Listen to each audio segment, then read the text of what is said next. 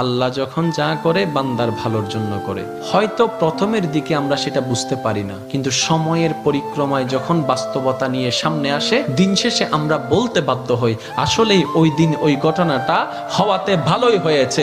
আল্লাহ কখনো বান্দার ক্ষতি চাই না। আল্লাহ যদি ক্ষতি চাইতেন সকালের নামাজ না পড়ার কারণে কান্না করে দিতে পারতেন, যদি আল্লাহ ক্ষতি চাইতেন দুপুরে নামাজ না পড়ার কারণে ল্যাংড়া করে দিতে পারতেন।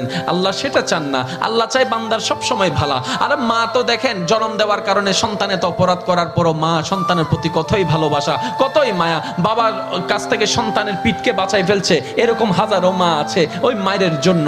কিন্তু আল্লাহ পাক রব্বুল আলামিন বান্দার উপর কতটুক ভালোবাসে দিয়েছেন সেটা আমরা বান্দারা বুঝতে পারি নাই বলে শয়তানের ফাঁদে বারবার পা দিয়ে আটকাই যাচ্ছি। মনে রাখবেন, মনের মধ্যে কথাটা বসাই ফেলবেন, আল্লাহ যখন যা করে বান্দার ভালোর জন্যই করে। একদিন না একদিন সেই ভালোটা আপনার বিবেকে এবং মনে প্রমাণ হয়ে সামনে চলে আসবে।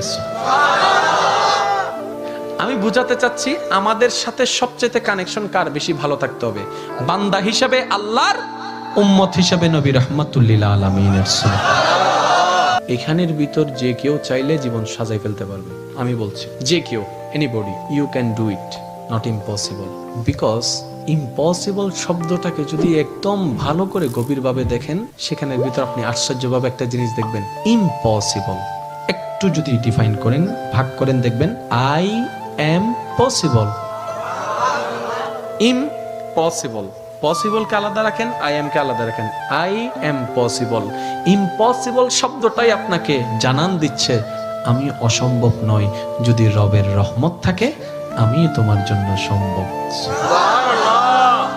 বিদেশে যাওয়ার আগে আপনার এলাকায় দেখেন টিকিট চলে আসছে, ভিসা চলে আসছে, টিকিটের টাকা নাই। অনেক ছিল, কেমনে কেমনে টাকার ব্যবস্থা হয়েছে, সে বিদেশ চলে গিয়েছে।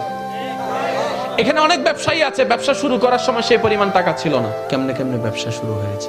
এটা কেমনে কেমনে, রব বলে এটা কেমনে কেমনে নয়, একটু আমার দিকে তাকা, এমনে এমনে এমনে এমনে এমনে এমনে।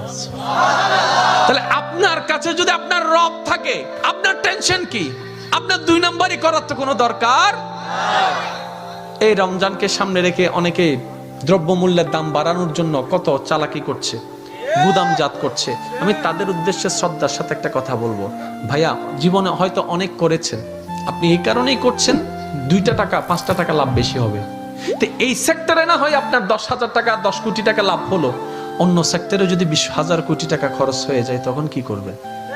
কারণ জগতের মানুষ সবাই জানে যে অন্যের জন্য গর্ত করে সে গর্তে সে নিজেই পতিত হয়, এই কথা নিয়ে কারো কোনো দ্বিমত নেই।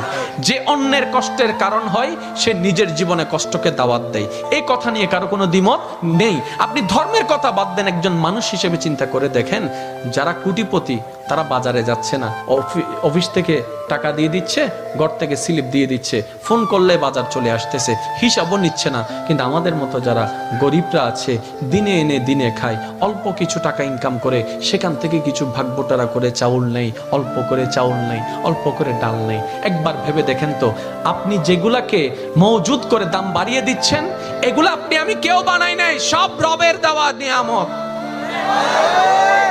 আমরা ধান রোপণ করেছি, ওইটাকে ধান বানিয়ে দিয়েছেন রব। আমরা বীজ বপন করেছি, গাছ বানিয়ে দিয়েছেন রব। আর একটু জোরে বলেন না সুবহানাল্লাহ।